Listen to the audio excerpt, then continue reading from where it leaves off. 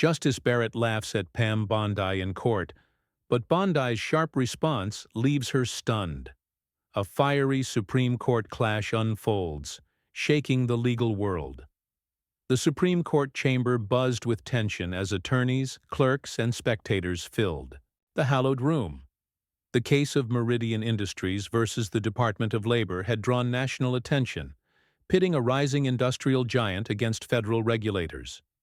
At stake was a question of constitutional limits on agency power, a debate that promised to ripple through the economy and the legal landscape.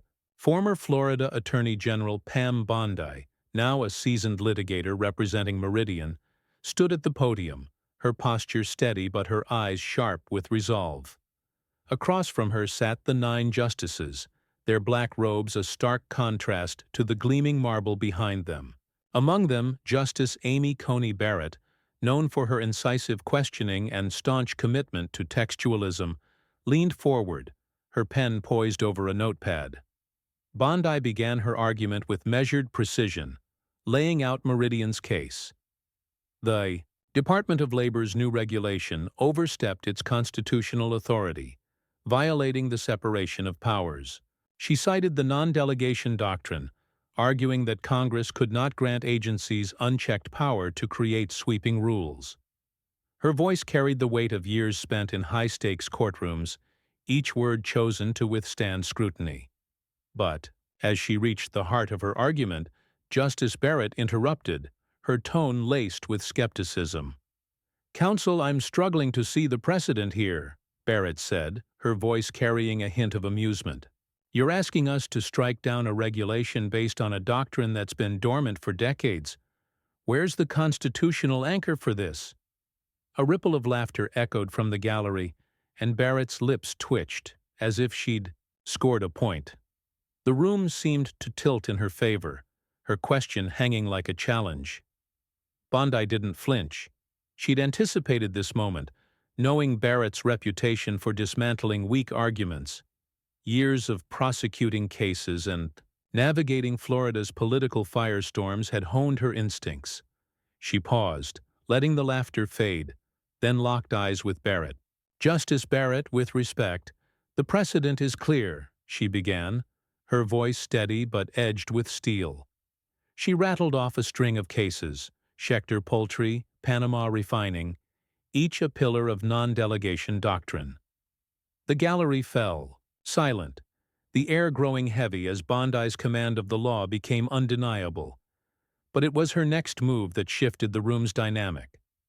"If I may, Justice Barrett, your own scholarship supports this view," Bondi said, her tone neither deferential nor confrontational, but piercingly direct. She quoted a passage from Barrett's time as a law professor, a 2019 article where Barrett had argued for stricter limits on agency power to preserve constitutional structure. The words landed like a thunderclap. Barrett's pen froze, her expression tightening. The other justices exchanged glances, sensing the shift. Bondi had not only met Barrett's challenge but turned it back on her, using her own words as ammunition. The gallery buzzed, reporters scribbling furiously. Barrett leaned back, her face unreadable, but her silence spoke volumes. Had Bondi overplayed her hand, or had she just cracked the justice's armor? The exchange was no longer a routine argument. It was a duel, and the stakes were climbing. Bondi pressed on, weaving case law and constitutional theory into a seamless argument. But the room remained fixated on Barrett. Would the justice counter, or had Bondi's boldness thrown her off balance? As Bondi concluded her opening, the Chief Justice called for a brief recess. The chamber erupted in whispers, spectators dissecting every word. Bondi returned to her team, her face calm but her mind racing. She'd landed a blow, but the argument was far from over. Barrett, known for her intellectual rigor, wouldn't let the challenge go unanswered. What would the justice do next, and how would it shape the case's fate? The recess ended, and the Supreme Court chamber crackled with anticipation. Pam Bondi's bold challenge to Justice Amy Coney Barrett had set the room ablaze, and all eyes were on the justice as the session Resumed. Bondi stood at the podium, her notes neatly arranged, but her pulse quickened. She'd struck a nerve, quoting Barrett's own scholarship to bolster her case for Meridian Industries against the Department of Labor. The gallery, packed with legal scholars, reporters, and corporate lobbyists, leaned forward, sensing the next move in this high-stakes showdown. Chief Justice Roberts nodded for Bondi to continue, but before she could speak, Barrett leaned into her microphone, her voice sharp and deliberate. "Ms. Bondi, you've cited my academic work with some flair," she said, her tone icy but controlled.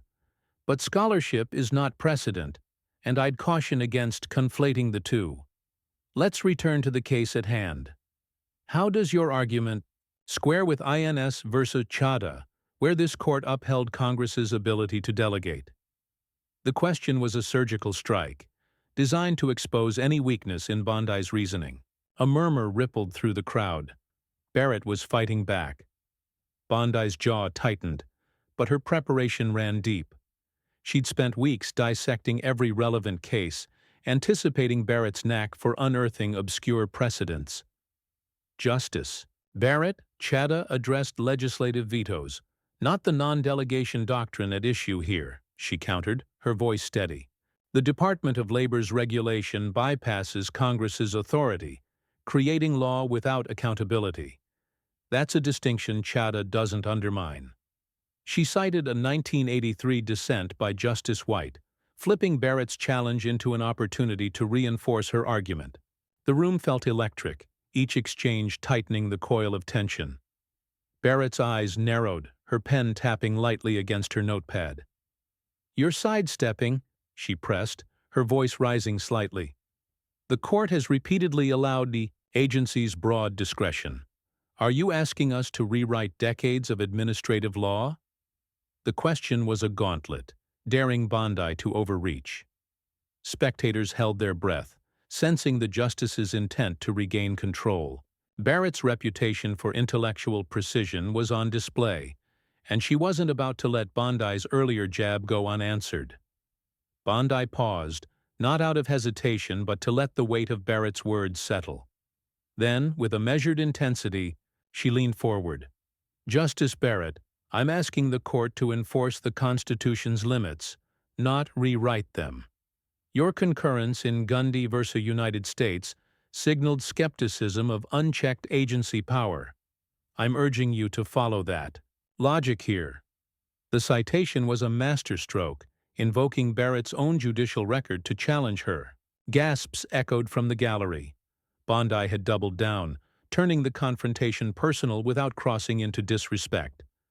Barrett's face remained composed, but her silence was deafening. The other justices, usually quick to interject, seemed content to let the duel play out. Justice Kavanaugh scribbled notes, while Justice Sotomayor raised an eyebrow, clearly intrigued. The chamber felt like a pressure cooker, every word a spark that could ignite the case's outcome. Bondi pressed her advantage, weaving a narrative of constitutional fidelity, but the spotlight remained on Barrett. Would she escalate further, or was she recalibrating? As Bondi neared the end of her allotted time, Barrett interjected again, her tone softer but no less pointed.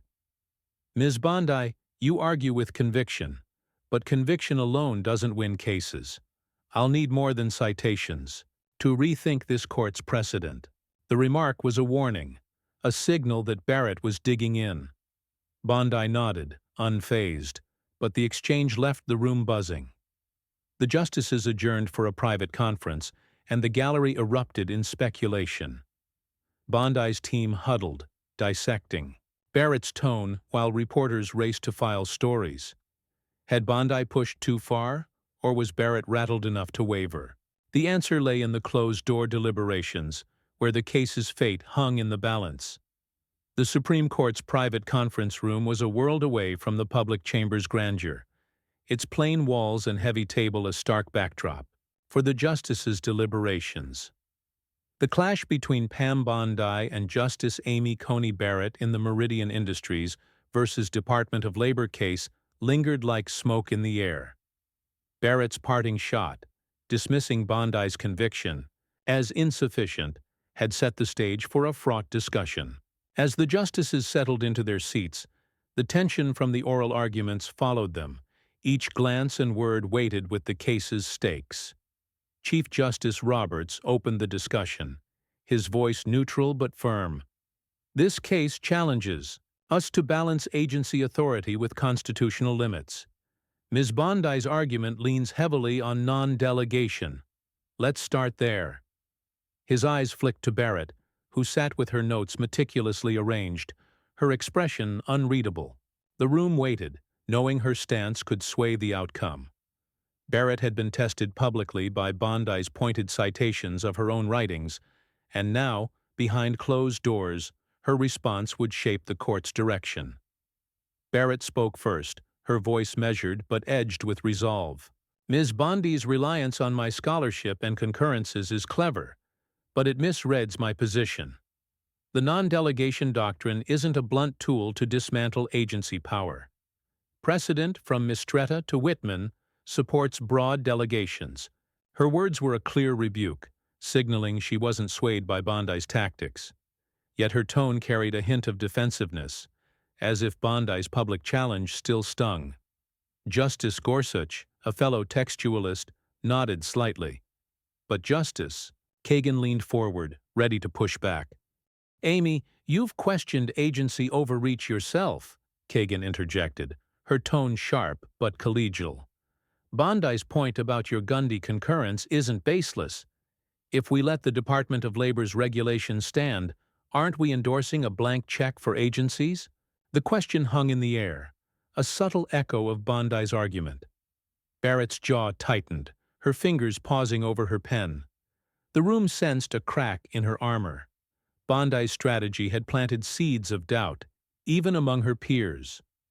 The debate intensified, voices overlapping as justices dissected the regulation's scope. Justice Thomas, typically reserved, surprised the room by siding with Bondi's core claim. The Constitution demands clear limits, he said, his gravelly voice cutting through the noise. This regulation blurs them. His support was a jolt, shifting the room's dynamic. Barrett's eyes flicked to Thomas, her expression flickering with something like unease. Was she losing ground? Outside, the legal world buzzed with speculation. Reporters, barred from the conference, pored over Bondi's performance, her every word dissected on cable news and law blogs. Bondi sat with her team in a nearby office, reviewing notes and fielding calls from Meridian's executives. Barrett's rattled, one associate whispered, but Bondi shook her head. She's not done fighting, she said, her voice low. Years as Florida's Attorney General had taught her to read opponents, and Barrett's intellect was a formidable foe. The justice's soft-spoken jab about conviction had been a warning. Barrett was regrouping, not retreating. Back in the conference room, Barrett countered Kagan's challenge with a detailed analysis of Chevron deference, arguing it provided a framework for agency discretion. But her usual clarity faltered, her words less forceful than expected. Justice Alito, sensing the shift, pressed her. If we uphold this regulation, what stops agencies from rewriting entire industries? The question echoed Bondi's public argument, and Barrett's pause was telling. The room grew quiet, the weight of the moment settling over the justices. As the conference wound down, no consensus emerged. Barrett's stance remained firm, but cracks were forming. Thomas's support. For Bondi, Kagan's probing, Alito's skepticism. The justices agreed to reconvene, leaving the case's fate uncertain. Barrett lingered at the table, her notes untouched, her mind clearly racing. Bondi's challenge had followed her into the court's inner sanctum, and the next move was hers. Would she double down, or was Bondi's relentless pressure starting to reshape her thinking? The Supreme Court's conference room emptied, but Justice Amy Coney Barrett remained, her gaze fixed on the scattered notes before her. The unresolved debate over Meridian Industries versus the Department of Labor gnawed at her. Pam Bondi's relentless argument, bolstered by citations of Barrett's own words, had pierced the justice's composure, and the cracks in her stance, widened by Justices Thomas, Kagan, and Alito, threatened to unravel her certainty. The case's weight pressed harder now, its constitutional stakes magnified by Bondi's public challenge. Barrett's next move would define not only the ruling but her own judicial legacy.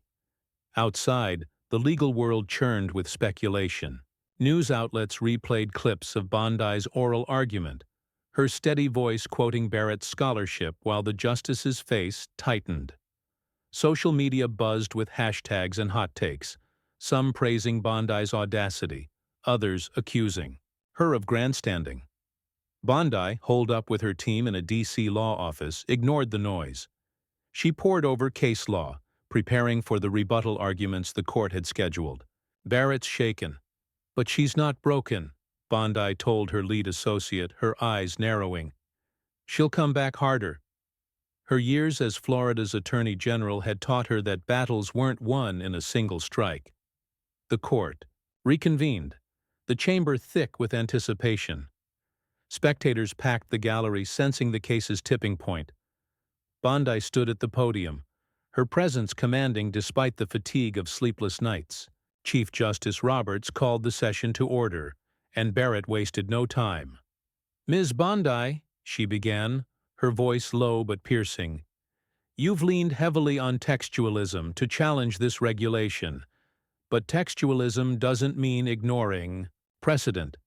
How do you reconcile your argument with American trucking, where we upheld agency authority?" The question was a blade, sharp and precise, aimed at exposing any overreach in Bondi's logic. Bondi met Barrett's gaze, unflinching. "Justice Barrett, American trucking upheld a specific delegation with clear statutory guidelines. The Department of Labor's regulation lacks that clarity, effectively rewriting congressional intent. That's not delegation. It's usurpation." She cited a 2001 dissent by Justice Scalia, Barrett's judicial mentor, to underscore her point. The reference was deliberate, a reminder of Barrett's own interpretive. The gallery stirred, recognizing the weight of Bondi's invocation. Barrett's lips pressed into a thin line, her pen still, as if weighing the strike. Barrett didn't relent. "You're asking us to dismantle a framework that's governed administrative law for decades," she said, her tone rising with controlled intensity.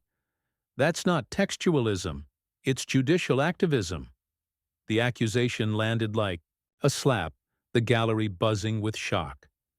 Barrett was escalating, framing Bondi's argument as a betrayal of the principles she claimed to uphold. Justice Gorsuch shifted in his seat, his brow furrowing, while Justice Sotomayor scribbled a note, clearly engaged. The confrontation was no longer just about the case. It was a clash of legal philosophies. Bondi leaned forward, her voice steady but fierce. "With respect, Justice Barrett, textualism demands fidelity to the Constitution, not blind deference to agencies. Your own writings emphasize this. If we ignore that here, we erode the separation of powers you've championed." The room fell, silent, the weight of Bondi's words sinking in. She'd turned Barrett's accusation back on her, daring the justice to confront her own principles. Barrett's face remained composed, but her eyes betrayed a flicker of unease. The other justices watched, sensing the moment's gravity. As Bondi concluded, Barrett interjected one final time, her voice softer but heavy with implication. "Ms. Bondi, you argue well, but principles don't always translate to outcomes. Be careful what you ask for." The warning hung in the air, cryptic yet ominous. The session ended, and the chamber erupted in whispers. Bondi's team exchanged glances, knowing they'd pushed Barrett to her limit. Reporters flooded the exits, eager to break the story. Barrett gathered her notes, her movements deliberate, but her silence spoke volumes. The court would soon deliver its ruling, and the legal world held its breath. Had Bondi's audacity secured a landmark victory, or had Barrett's final words signaled a counterstrike? The Supreme Court chamber was a crucible of anticipation as the day of the Meridian Industries versus Department of Labor ruling arrived. Pam Bondi's fiery clash with Justice Amy Coney Barrett had gripped the nation, her bold citations of Barrett's own words fueling endless debate. Barrett's cryptic final warning, "Be careful what you ask for," echoed in the minds of Bondi's team as they took their seats. The gallery, swollen with reporters, scholars, and corporate leaders, buzzed with speculation. Bondi sat poised, her face a mask of calm, but her hands gripped her notes tightly. Barrett's silence as she entered the chamber, her expression unreadable, only heightened the tension. The legal world awaited the court's verdict, and with it, the resolution of a confrontation that had shaken the judiciary. Chief Justice Roberts began, his voice cutting through the hush. "We have reached a decision in Meridian Industries, VO Department of Labor." He outlined the case's core issue, whether the department's regulation exceeded its constitutional authority. As he spoke, eyes darted between Bondi and Barrett, the memory of their public duel vivid. Roberts announced the majority opinion, authored by Justice Gorsuch. The regulation violates the non-delegation doctrine, as it lacks an intelligible principle from Congress. A murmur rippled through the crowd. Bondi had won. The ruling struck down the regulation, a seismic victory for Meridian and a blow to agency power. But the room's focus shifted to Barrett, who had penned a concurring opinion. She rose to speak, her voice steady but carrying an unfamiliar weight. "I join the majority," she began, "because the regulation oversteps constitutional bounds. The separation of powers demands clear limits," as Ms. Bondi argued persuasively. The gallery gasped. Barrett was echoing Bondi's argument, a stunning reversal from her skeptical questioning. Yet her next words carried a deeper resonance. "This case reminds us that textualism requires courage to confront precedent, even when it challenges our assumptions." Ms. Bondi's advocacy clarified that duty. The admission was raw, almost confessional, and Barrett's eyes glistened, briefly betraying emotion rarely seen on the bench. The chamber fell silent, the weight of Barrett's words sinking in. Bondi's relentless preparation, her strategic use of Barrett's own scholarship, had not only secured the ruling, but forced the justice to grapple with her principles. Reporters scribbled furiously, knowing the story would dominate headlines. Barrett, visibly moved, had conceded Bondi's point in a moment that would define the case. Bondi's team exchanged glances, their exhaustion giving way to quiet triumph. Years of navigating Florida's legal and political battles had prepared Bondi for this, but the scale of her victory was staggering. As the justices exited, the gallery erupted. Bondi stood, her composure unbroken, but her eyes shone with pride. Outside, cameras swarmed as she delivered a brief statement. "This ruling upholds the Constitution's promise of accountability. We're honored to have clarified that." Her words were measured, but the legal community knew the truth. Bondi had outmaneuvered one of the court's sharpest minds, turning Barrett's skepticism into an endorsement. Law schools would study the case, dissecting Bondi's strategy. As a masterclass in advocacy, Barrett, in her chambers, reviewed her concurrence late into the night. The case had tested her, forcing a reckoning with her own judicial philosophy. Her opinion, now public, sparked debate among scholars, some praising her intellectual honesty, others questioning her shift. Yet Barrett stood by her words, her respect. For Bondi's tenacity unspoken but evident. The ruling reshaped administrative law, curbing agency overreach and reinforcing congressional authority. It was a legacy Bondi had fought for, and one Barrett, in her own way, had helped cement. Months later, the case remained a touchstone. Bondi returned to her practice, her reputation as a legal titan cemented. Barrett continued on the bench, her rulings reflecting a renewed focus on constitutional limits. Their clash, born of tension and confrontation, had forged a landmark decision, proving that in the crucible of the courtroom, even the highest authority could be challenged and changed by unrelenting conviction.